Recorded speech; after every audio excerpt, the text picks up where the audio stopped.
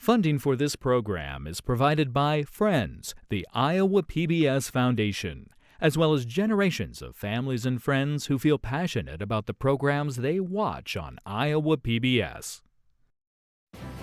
Legislators gather under the Golden Dome as Governor Kim Reynolds shares her annual report on Iowa and lays out her agenda at the start of a new legislative session. Tonight is the 2026 Condition of the State Address.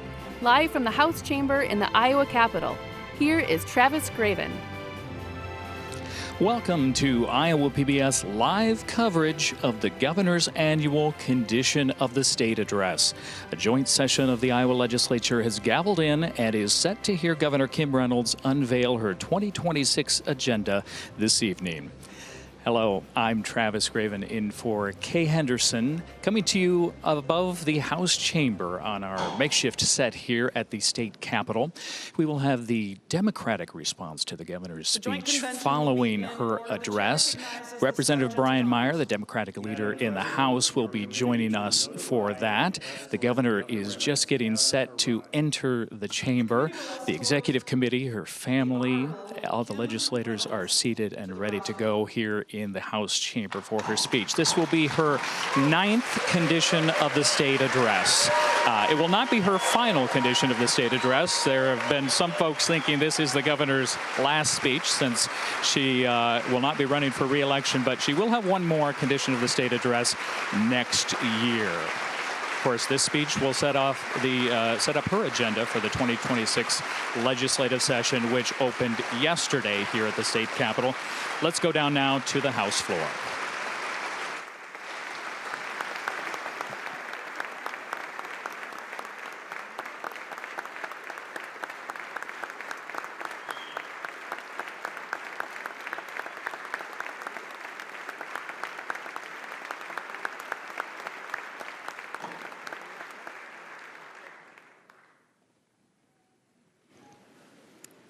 It is my pleasure to introduce to you Governor Kim Reynolds for her Condition of the State message to the 2026 session of the 91st General Assembly.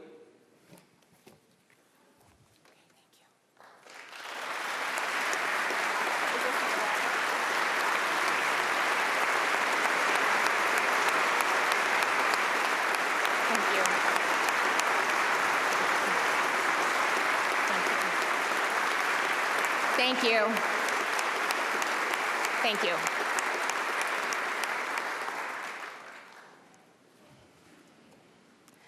Madam President, Mr. Speaker, Lieutenant Governor, First Gentleman, legislative leaders and members, justices and judges, my fellow Iowans. Since this is the ninth time that I've addressed you from this chamber to report on the condition of the state. It's a place that has witnessed nearly 2 centuries of Iowa history. Moments of crisis and moments of courage, times of uncertainty and times of renewal. Yet through it all, one thing has remained constant: ordinary citizens stepping forward to do the extraordinary work of self-government. Every person in this room is a part of that story, and every session we add a new chapter, sometimes loud, sometimes quiet, but always lasting.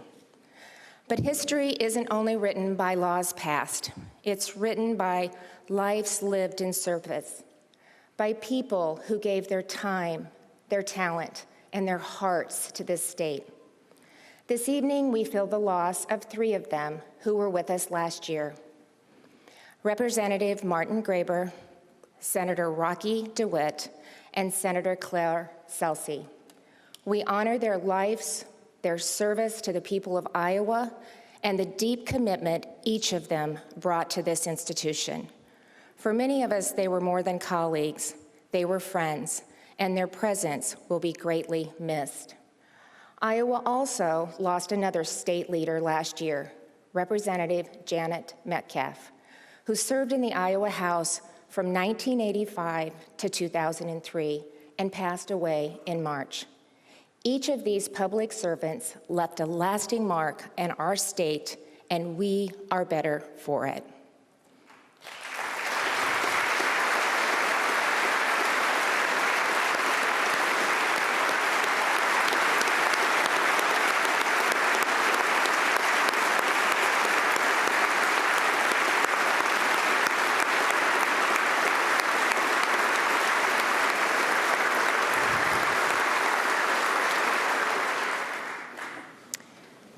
There's no greater calling than service, especially when it asks for the greatest sacrifice. Exactly 1 month ago, well beyond these walls and even beyond our nation's borders, Iowa suffered a different kind of loss, one that reached into every home in every small town and city neighborhood and into the very heart of who we are. On December 13th, 2025, a lone gunman with ties to ISIS opened fire on American troops in Syria. 2 of those killed and 3 wounded were Iowans. Our fallen soldiers served their state and their country with honor. As respected leaders, they were models of courage, commitment, and character. And as Americans who answered the call when freedom required it, they showed us the greatest love a person can give by laying down their life for their friends.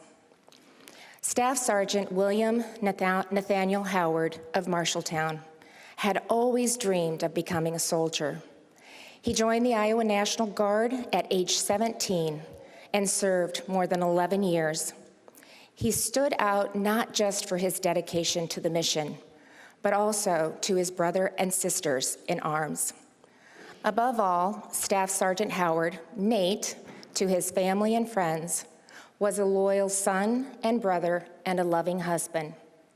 He cherished those closest to him with tenderness, humor, and a sincere heart. Staff Sergeant Edgar Torres Tovar of Des Moines was the pride of his parents and a role model to his siblings.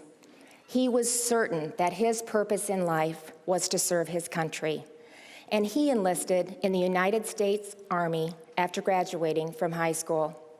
He was the first in his family to wear the uniform, and in the words of his father, Hugo, he was their hero, and now he's a hero to all of us.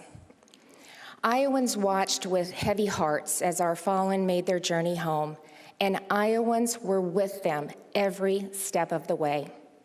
They were escorted from the Middle East by Iowa Guard soldiers and airmen, including Staff Sergeant Howard's own brother, Staff Sergeant James Rolsgaard, who served on the same deployment. When they arrived at Dover Air Force Base, another group of Iowans was waiting, the 185th Air Refueling Wing Mortuary Affairs Team, ready to care for their own with dignity and honor. When I reflect on the evil that robbed our state of 2 exceptional young men and wounded 3 others, I'm aware that no words can right the wrongs of their deaths or make up for the loss of their loved ones. But know this, their service lives on in the families they cherished, in the communities they strengthened, and in the freedoms they helped preserve. This evening, the Torres Tovar family is with their church community, observing the 30th day since their son's death with a special memorial service. They send their heartfelt gratitude to Iowans for their prayers and support. Staff Sergeant Howard's wife, parents, and brother are with us tonight. And I want you to know that you remain in our prayers, and we will never forget Nate's sacrifice. Tonight, we don't remember our fallen soldiers only in sorrow, but in gratitude. We don't speak their names only in grief, but in honor. And we don't pause simply to mourn, but to celebrate their lives and give thanks for the gift they've given all us. Please join me in honoring Staff Sergeant Howard, Staff Sergeant Torres Tovar, and their families with the applause of a free and grateful people.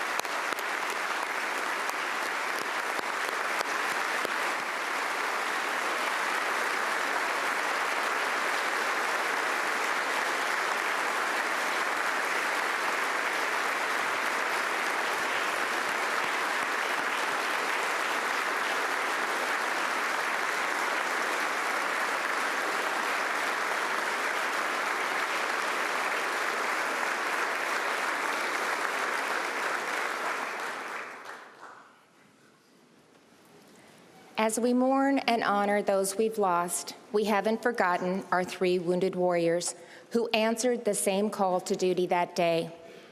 One soldier was treated for minor injuries and returned to his unit where he remains to complete this mission.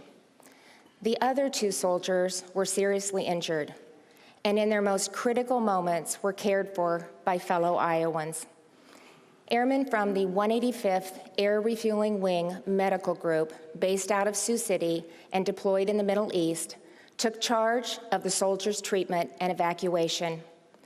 Lieutenant Colonel Paul Niles shared that the wounded were reassured, knowing that it was fellow Iowa Guardsmen caring for them, praying with them, and standing beside them. Days later, they transferred our 2 wounded soldiers to Germany for stabilization, and then home to the United States to continue their recovery with their families. Iowans taking care of Iowans, all in the service of their country, and our state could not be prouder. And tonight, I am pleased to share some good news. Both soldiers have been discharged from the hospital and are now being treated in an outpatient facility, and both are doing extremely well and improving every single day. And I think I speak for everyone here tonight when I say, we can't wait to welcome you home.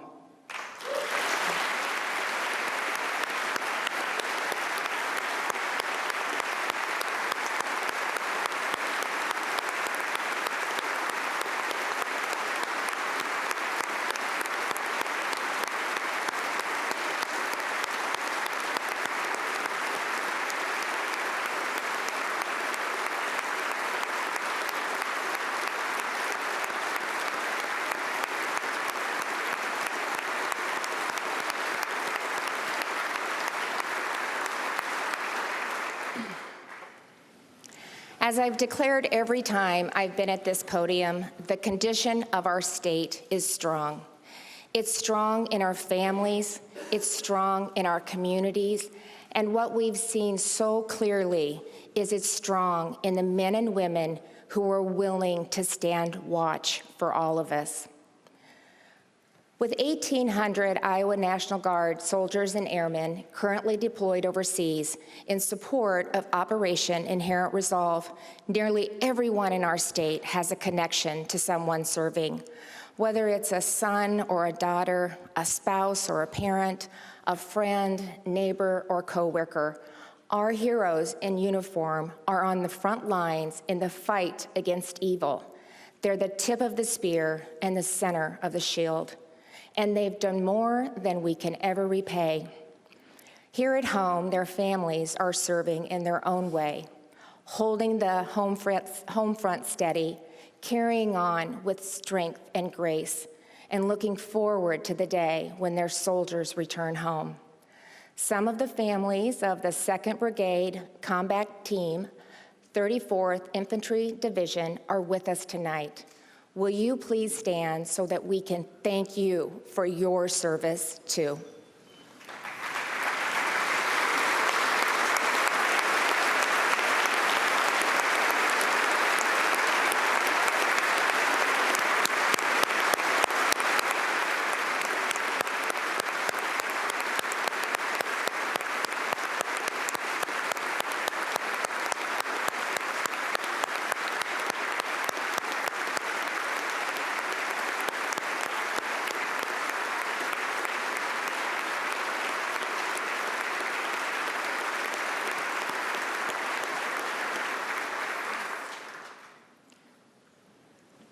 We owe our service members a debt of gratitude, and that debt is best paid by ensuring that our veterans get every benefit they've earned.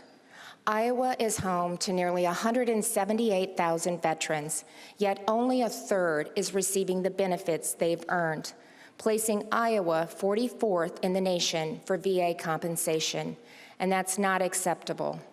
An outdated system that provides little accountability is leaving too many veterans and well-meaning county officials without the tools, training, and consistency they need. So tonight, I'm proposing a bill to modernize the system statewide. I'm also proposing that we incentivize better performance by repurposing existing state funds to create a new performance-based county grant program.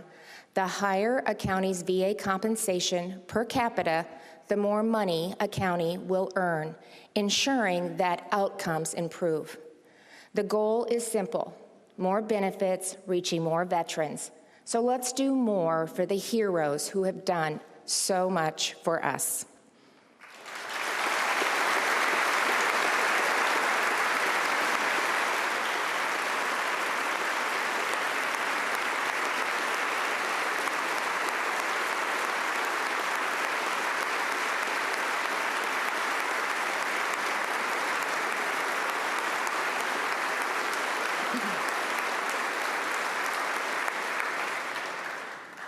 When I first took office in 2017, Iowa's top income tax rate was 8.98%, among the nation's highest. So was our 12% corporate tax rate. Those taxes weren't just numbers on a page. They were eating into paychecks, increasing the cost of doing business, and quietly making life more expensive for Iowa families. So we took bold, decisive action. We eliminated the inheritance tax and taxes on retirement income so families could keep what they'd worked a lifetime to build. We reformed the corporate tax structure and are on our way to a flat 5.5%, making it easier to grow a business and hire Iowans. We enacted a 3.8% flat income tax, so your paycheck goes further. And last year, we cut the unemployment insurance tax in half, which will protect jobs and hold down prices. And I am so proud to say that we've cut taxes more than any other state in the country.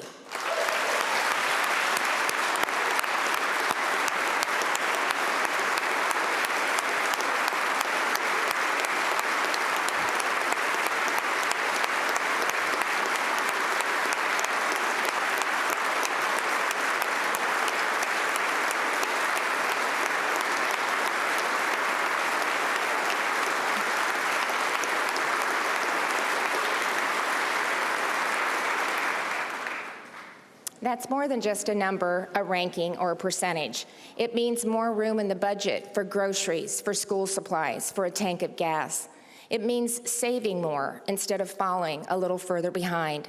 And thanks to President Trump's historic tax cuts for working families, Iowans are set to save big on federal taxes too.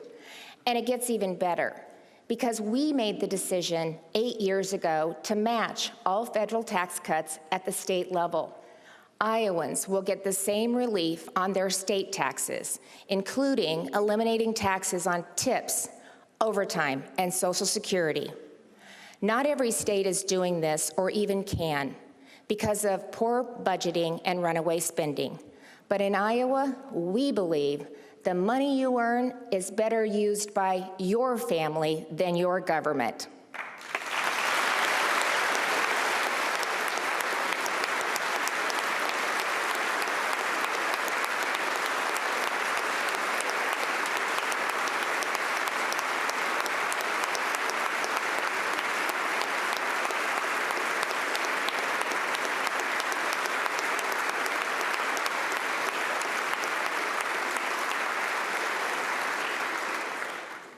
Today, the momentum is real. Despite a challenging global economy, we've attracted over $20 billion in new capital investment since 2024, creating new jobs and new opportunities.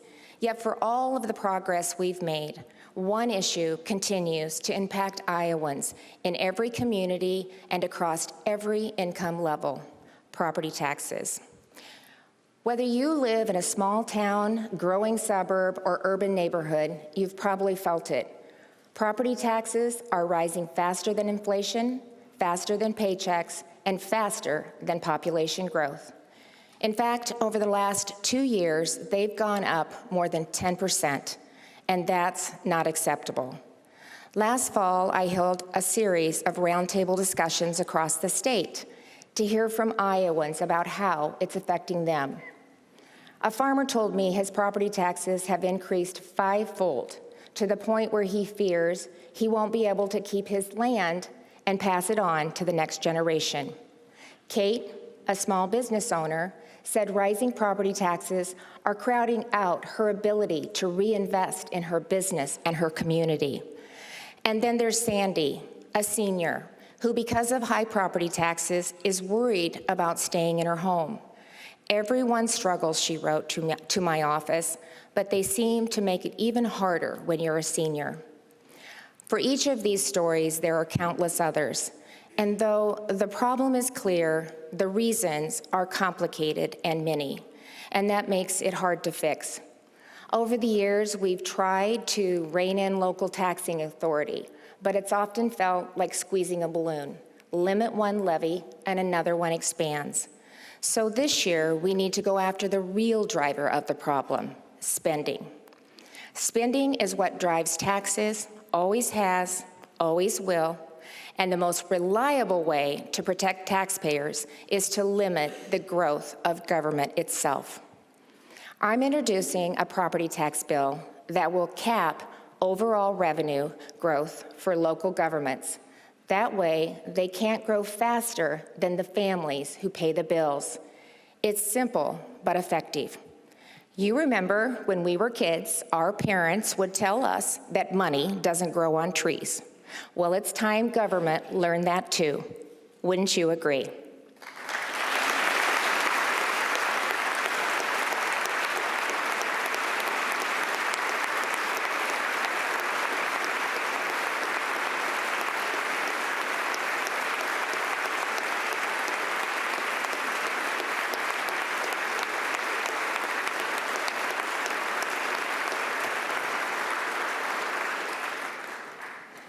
To help protect families from runaway spikes and provide more predictability, I'm also proposing to move property tax assessments to every 3 years instead of every 2.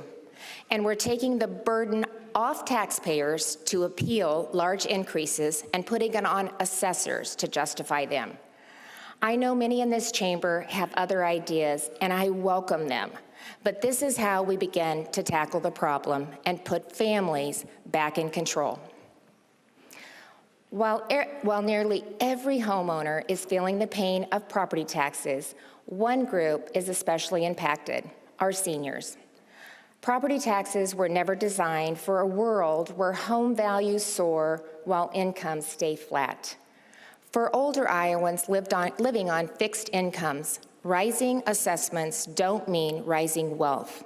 They mean rising anxiety. Seniors who did everything right, who worked hard, paid their taxes and saved, are at risk of being taxed out of the very home they hope to grow old in. And that's really not how it should work. My proposal freezes property tax bills for Iowans aged 65 and up whose homes are valued at $350,000 or less, so they can stay in their homes and their communities, because no one should be taxed out of their own front door.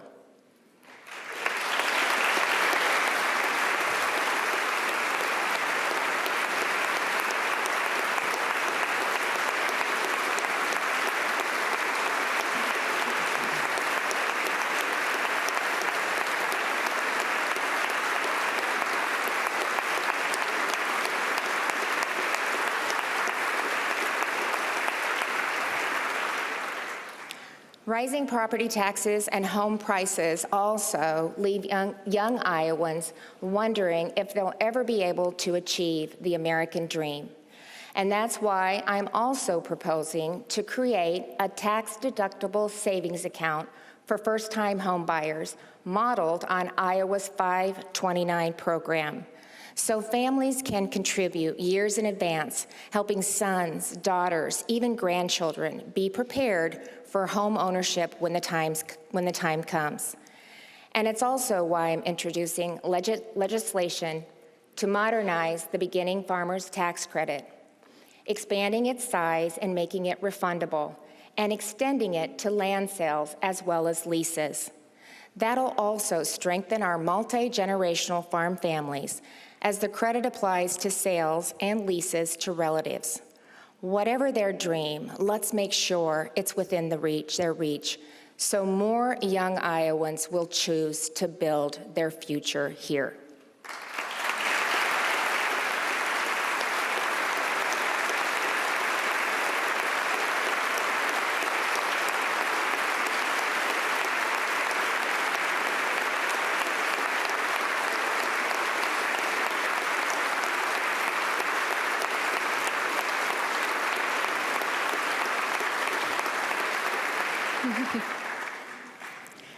These are important changes and they need to be made, but here's the truth.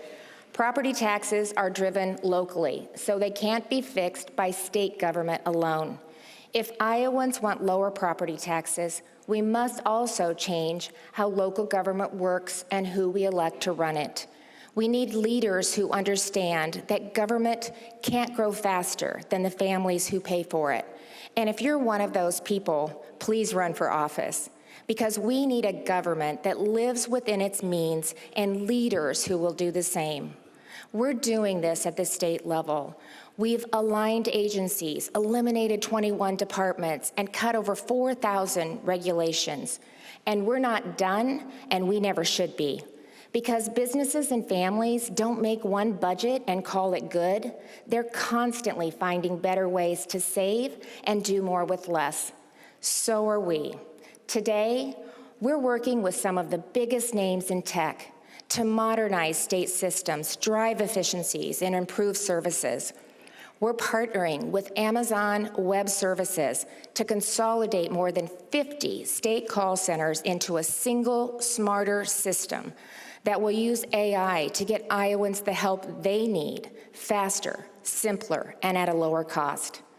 And through a new partnership with Google Public Sector, we're building a modern, intuitive, and fully compliant, comprehensive child welfare system in a fraction of the time and for less than half the typical cost. This transformational project will save taxpayers dollars, and it will serve as a national model. And that's what efficiency looks like, and that's how we keep spending in check so Iowans can keep more of their money. And now it's time to take that very same approach locally. Many communities already are. Scott County manages waste services at no direct cost to its 17 member communities, saving nearly $16 million every year. Other cities have partnered with their counties for law enforcement services, share county engineers, and contract with their local hospitals to provide the county's public health services. These solutions do more than save money. They represent the same practical, responsible approach that Iowa families take every day. And it's time more governments do the same.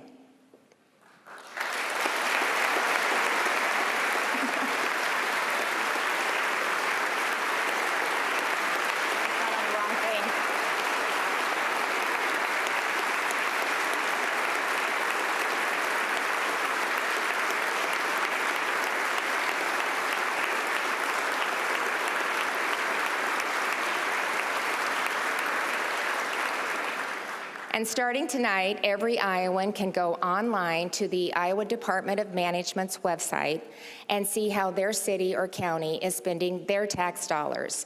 I encourage you to take a look at those budgets, ask questions, and help us be part of the solution.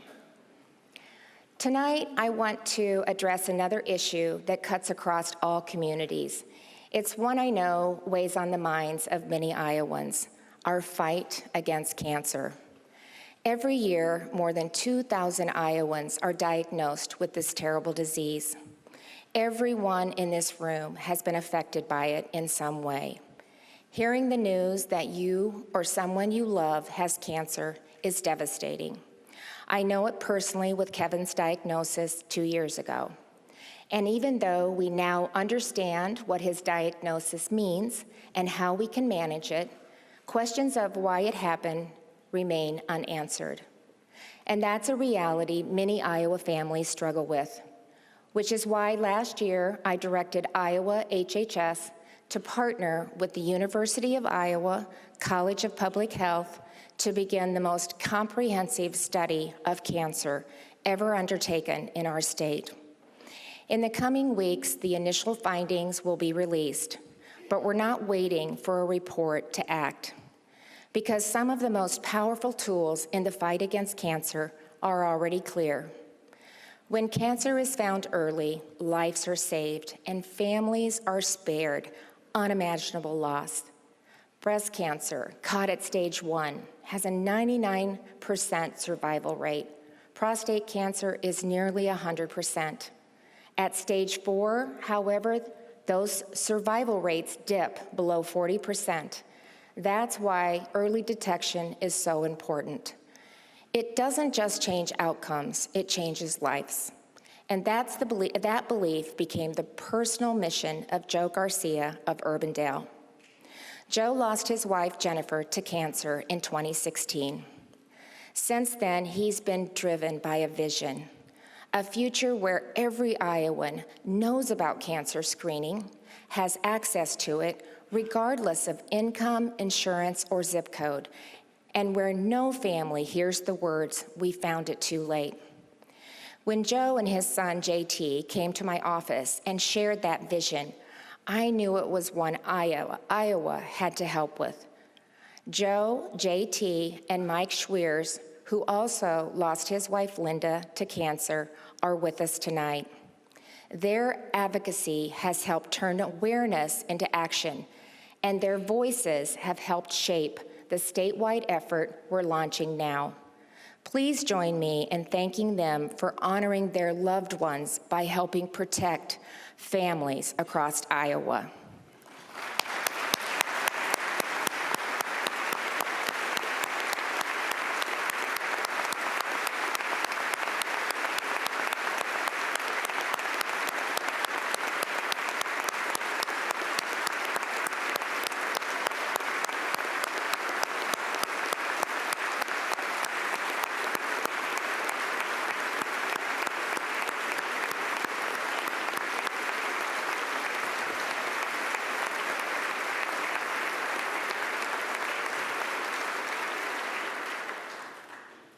Tonight, I'm proud to tell you that Joe's vision is becoming Iowa's mission. Just 2 weeks ago, Iowa's innovative plan to strengthen rural health care, called Healthy Hometowns, was awarded $209 million for year 1 of the federal Rural Health Transformation Program. Just this year, more than $50 million will be invested specifically in cancer prevention, screening, and treatment. And we expect it to grow to $183 million over 4 years, and that's just for cancer. Here's what that means for families. It means a working parent who can get a mammogram and a follow-up MRI before a lump becomes a diagnosis. It means Iowans can do a colon cancer test at home and get a colonoscopy before symptoms appear. It means telehealth visits and new skin cancer screening tools, so care doesn't get delayed because life is busy. It means routine prostate exams, catching cancer while it's still treatable. And it means radon testing and mitigation, so families aren't unknowingly exposed to the second leading cause of lung cancer in their own homes. We're making early detection the norm, not the exception, replacing fear with hope and making sure that if families hear the word cancer, they also hear, we caught it early and we can treat it. That's how lives are saved, and that's what Iowa is building right now.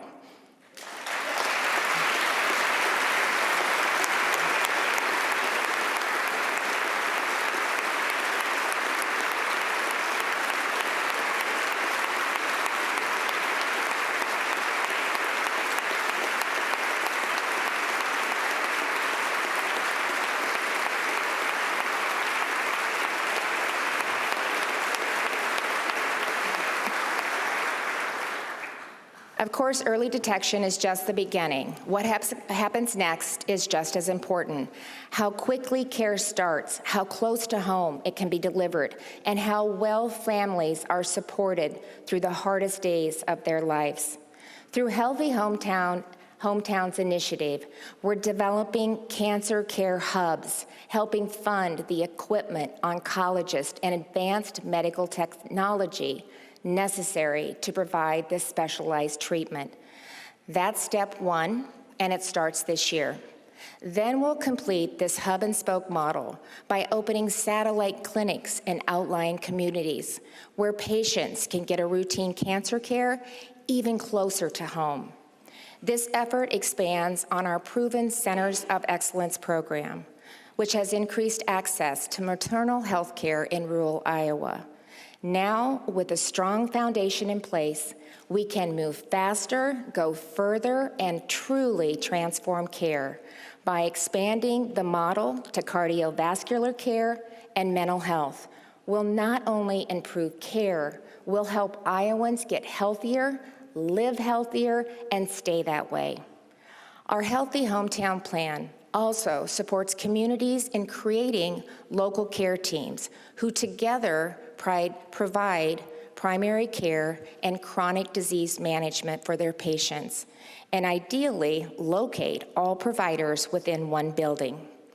Consider what it would be like if a patient with diabetes, heart disease can see his primary care provider for a routine visit, then meet with a dietitian to create a personalized meal plan, discuss his medications with a pharmacy tech, and consult with a care navigator about his health goals, all in one afternoon and at one location. It would be transformational, and it's all within reach right now. As soon as our plan was submitted, we moved into action, opening applications and engaging the medical community, resulting in over 250 proposals from across the state. And by the end of this month, we'll begin awarding contracts, turning this investment into life-saving treatment. And this is how transformation begins, not with talk, but with action.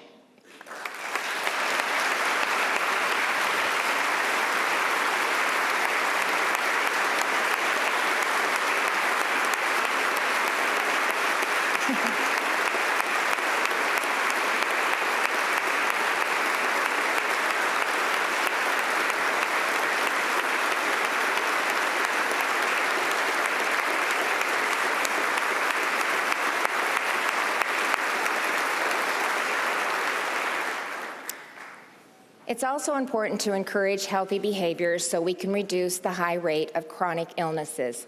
Across the United States, more than 40% of children have at least one chronic health condition, and obesity is a major driver of many of them.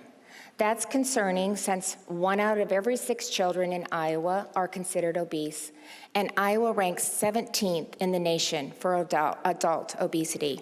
This is a serious public health issue, and it's one we're working to address. Iowa was one of the first states in the country to refocus 2 federal food assistance programs on the reasons they were created, to help low-income families afford nutritious foods. With USDA's approval, SNAP and summer EBT in Iowa will help families purchase fresh produce, grains, meat, and dairy, but candy, sweets, and soft drinks are no longer covered. This year, I'm asking the legislature to make sure that our state always maintains a nutrition-first focus for these programs by directing Iowa HHS to maintain a federal waiver going forward. The days of government programs that enable chronic illness are over. It's time for a new era of accountability and health.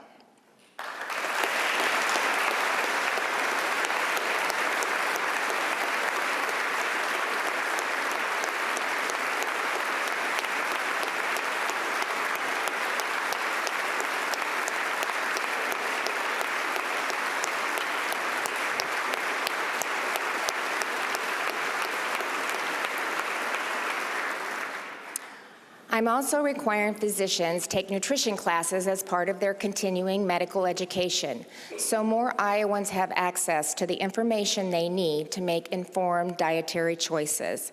Lastly, I'm introducing a bill to remove artificial food dyes from school lunch programs. Studies show these chemicals, which provide zero health benefits, contribute to behavioral issues. We can do better for our kids, and we will.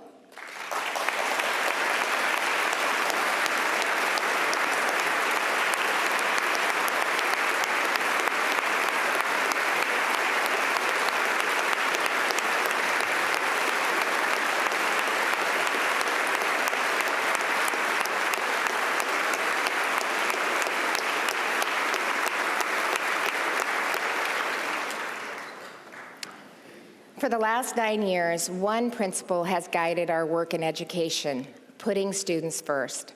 That has meant focusing on what actually improves outcomes: early intervention, strong instruction, clear accountability, and real options for families.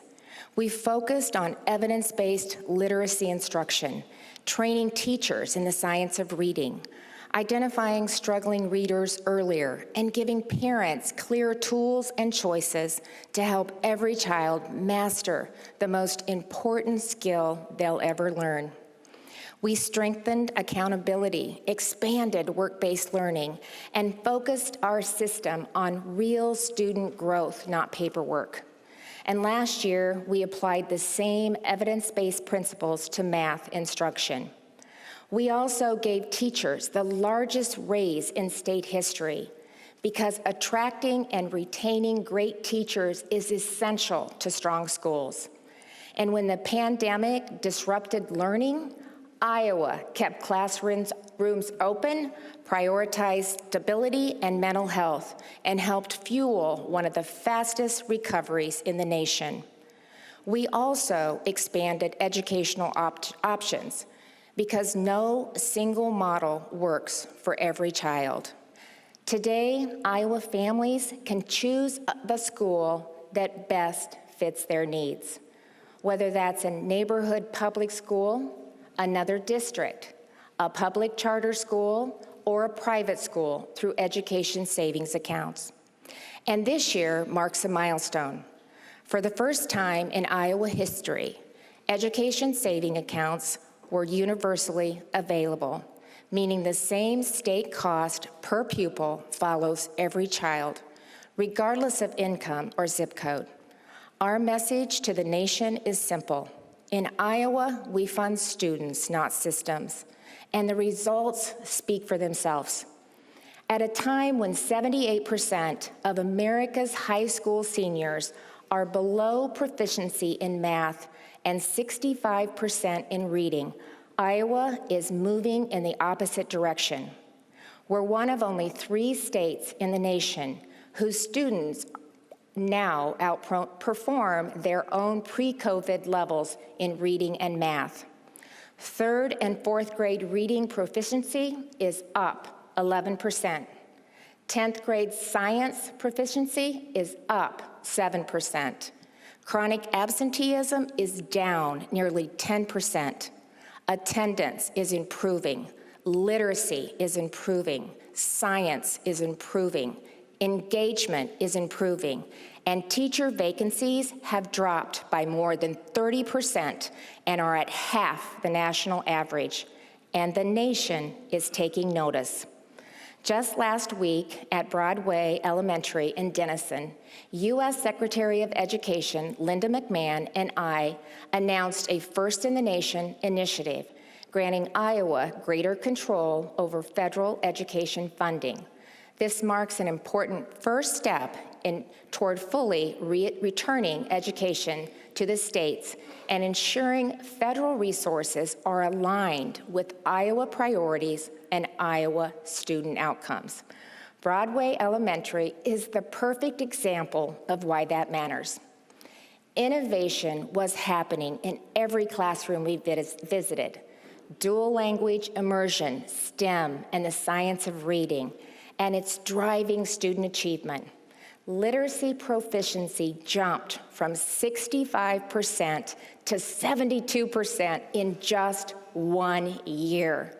This is what's possible when states and schools are empowered to focus on the work that expands opportunities for every student.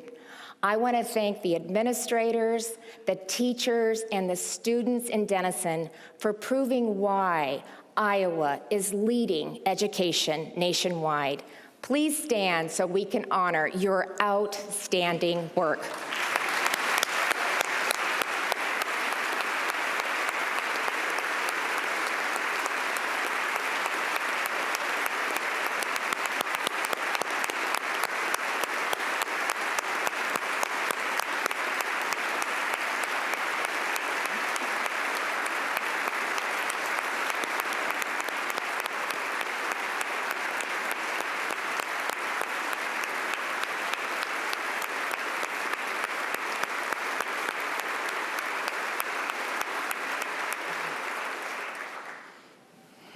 All of this happened because Iowa made a clear decision to put students first. That's reflected in the laws we pass, the standards we set, and the priorities we fund. And it comes to life in our classrooms, where teachers meet kids where they are, believe in what they can become, and do the quiet, everyday work that changes lives. To every educator who puts students first, thank you for shaping Iowa's future.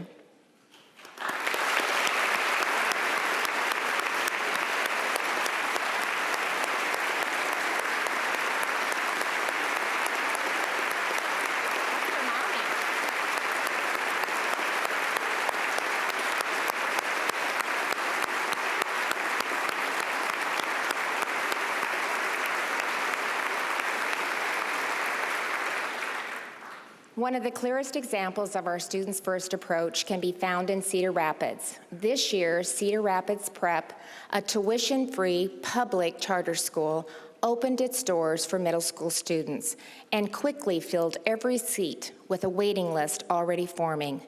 Demand has been so strong that plans are already moving forward to expand the school, adding grade levels and a new facility to serve even more families. Some have described that success as a problem, not because students are struggling, but because enrollment shifts mean that some traditional public schools may need to adjust staffing or facilities. In other words, the concern is not about how children are doing, it's about how systems are changing. And that's the wrong way to look at it. If parents are choosing a school because they believe it's working for their children, that's not something to resist. That's something to celebrate. When a school meets the needs of families, that's progress. And Cedar Rapids is not alone. Other public charter schools are seeking to open across the state next year, bringing even more options to families who want them. Choice doesn't weaken our commitment to public education. It strengthens it by making every school focus on what matters most, the students in front of them. That's why I'm proposing a bill to ensure per-pupil funding truly follows the student, so that every public school student receives equal support no matter which public school they attend. Because equity isn't just about funding, it's also about access. My proposal will ensure that public charter school students have access to concurrent enrollment and extracurricular activities, just like students in traditional public schools. Every student deserves access to college credit and activities, not because of where they attend school, but because they are an Iowa kid. And that's what education is about in the end. Not programs, not politics, but students. Iowa will remain a state that puts students first, and we will never look back.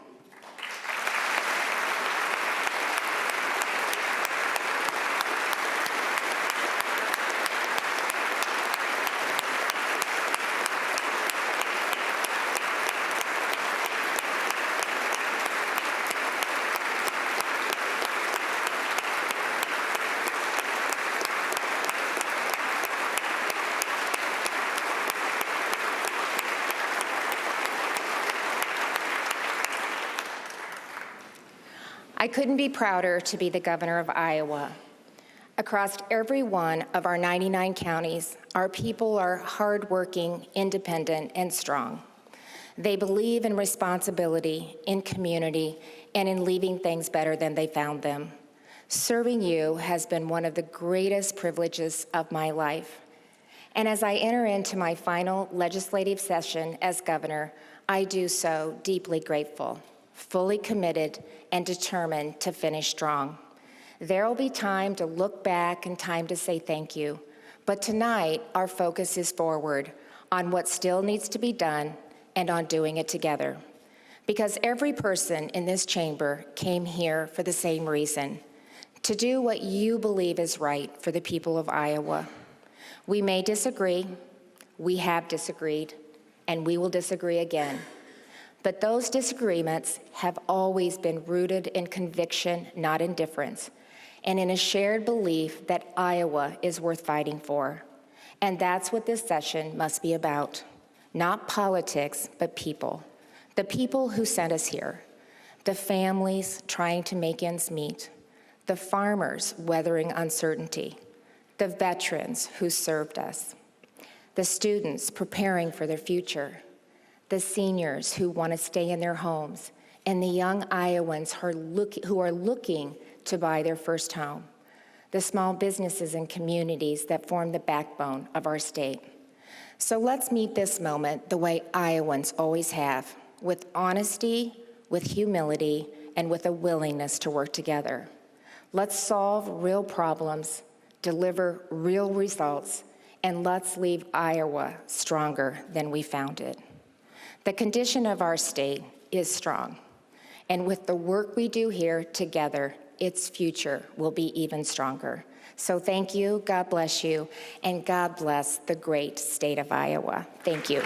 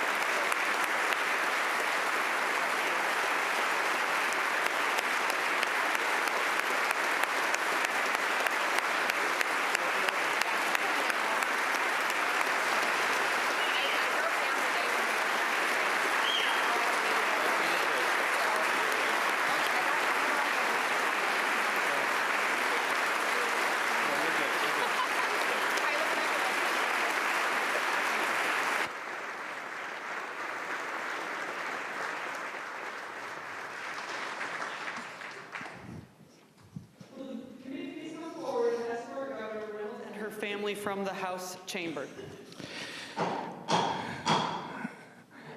And you have been watching and listening to Governor Kim Reynolds' 2026 Condition of the State Address here from the Iowa State Capitol. You can see she has been dismissed. The committee of legislators that escorted her into the chamber are there as she hugs her family that has been sitting in the rostrum watching and listening to her speech as well. And then the committee of legislators will escort her and her family back out of the House chamber. A joint session of the Iowa Legislature, the 100 members of the House and the 50 members of the Senate here in this joint session in the House chamber to hear Governor Reynolds' 9th Condition of the State Address as she lays out her agenda for the 2026 legislative session. And the legislators will soon gavel out for the evening. The governor's speech highlighted a number of different policy proposals and things that are important to her and what she would like to see the legislature tackle this coming legislative session. And I am joined here on our set above the House chamber by Aaron Murphy, the Des Moines bureau chief for the Gazette in Cedar Rapids. And Aaron, not only did we hear policy proposals, but the biggest applause line was probably early on in the speech, the governor recognizing and paying tribute to the two fallen soldiers from Iowa that were killed a month ago. Yeah, a somber moment and obviously a tragic set of circumstances that we've experienced here in Iowa. Governor Reynolds making allusion to that very early on in her remarks. And as you mentioned, I've been around here since 2012. Certainly one of the, if not the longest ovation I've heard during these moments. A very, very touching and heartfelt moment. You could see from the response what that meant to the family members who were here tonight. Absolutely, and certainly nothing political with that. That's something very unifying for everyone here in the House chamber. So let's get to the politics of it. We are joined with Representative Brian Meyer, the House Democratic leader. And Representative Meyer, I guess just first of all, we'll give you the chance to give us your first reaction. What did you think from what you heard the governor speak to this evening? Well, I think she sounded a very positive note at the beginning, and there's certainly some things that Iowa House Democrats look forward to working with her on, lowering costs, cutting property taxes, and that sort of thing. I think those are the things that we need to be focused on. Unfortunately, they've been in charge for almost 10 years and have concentrated on and focused on divisive social issues. So it's nice to hear some actual issues that we can all agree on. Yeah. One of the issues that everybody's been talking about up here is property taxes. We heard the governor give sort of an outline of her proposal for the first time.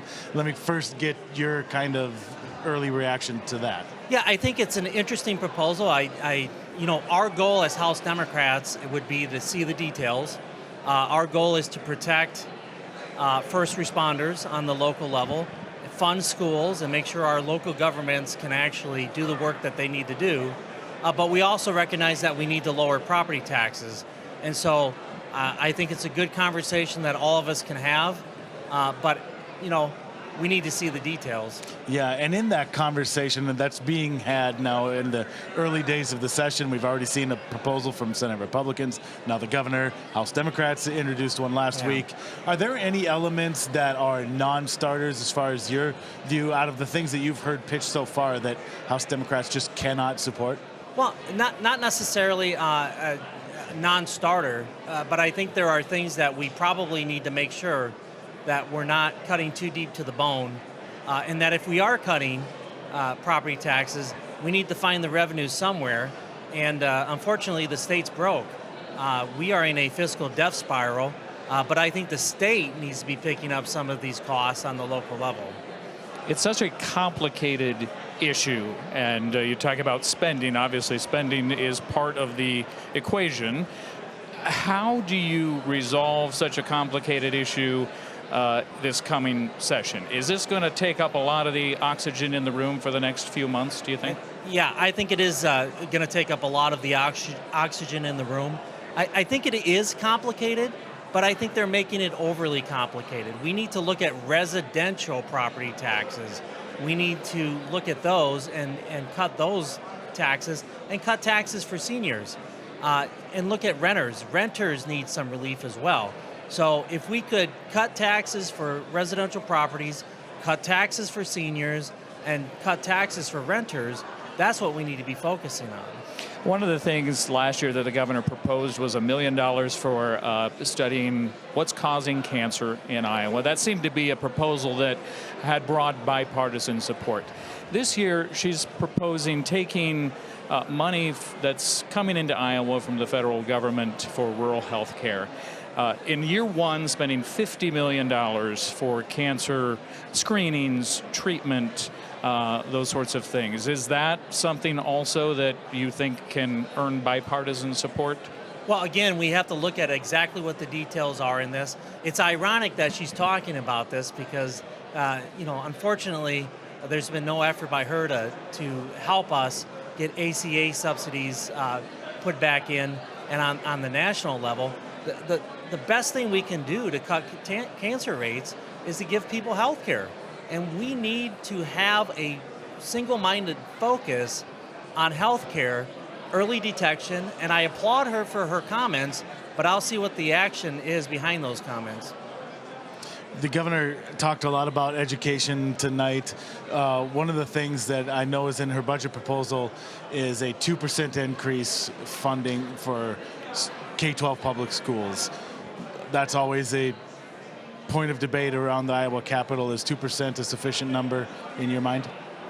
Well, look, it's just not enough. I mean, that doesn't even cover inflation for some of these school districts. It's unfortunate that they have been spending like drunken sailors while cutting school funding, but they don't spend it on schools. Her comment that Iowa's #1 in education, I don't know what the metrics is that she is using, but Iowa's definitely not #1 in education. We keep slipping and slipping and slipping, and it's because of the last 9 years of Republican control.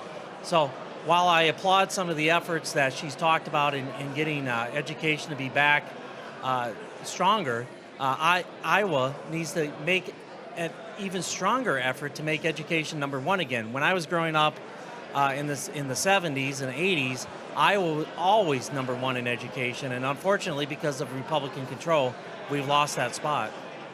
In our last minute here, one of the things we did not hear from the governor was on the topic of eminent domain and property rights. Yeah. There was a bill introduced and run by House Republicans right shortly before the governor's address tonight. Were you hoping to hear from her on that topic tonight? I was hoping to hear her lead on that topic, and she has not led on that at all. It's unfortunate because I think some of the conversation needs to have everybody at the table. Everybody needs to be at the table. There's got to be a way that we can figure this out to protect landowners, but also help farmers out. And unfortunately, she's kind of left that out of this conversation. So, one quick last question, aside from eminent domain, is there anything else that you expected or hoped to hear from the governor tonight that you did not? Well, I think some of her conversation, and I was glad to hear about first-time home buyers, was something that we are going to be proposing something very similar to what she said tonight. We're going to be proposing our own plans tomorrow. And so I look forward to working with the Republicans on some of this stuff. And unfortunately, her statement that the state of the union, or the state of the state is strong, or the condition of the state is strong, is unfortunately not true. We're in a fiscal death spiral, and we're going to be hurting. We're going to be hurting. And the hard work begins now for the coming days and weeks for you and your colleagues here in the legislature. Thank you for your time. We're going to have you at the Iowa Press table at the end of this month, so we'll talk about some of these proposals in more detail, I'm sure. Thank you, Representative Meyer. We appreciate it. And this is just the beginning of a very busy week here at the state capitol here for Iowa PBS.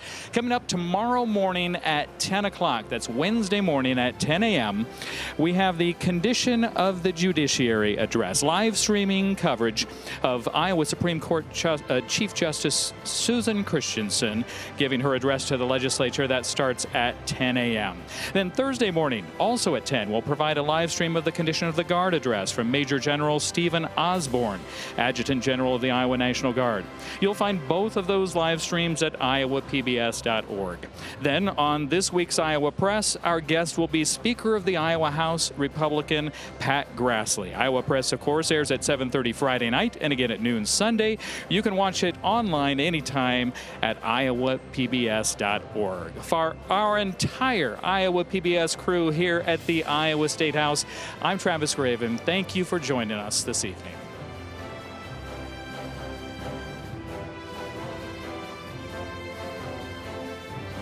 Funding for this program is provided by Friends, the Iowa PBS Foundation, as well as generations of families and friends who feel passionate about the programs they watch on Iowa PBS.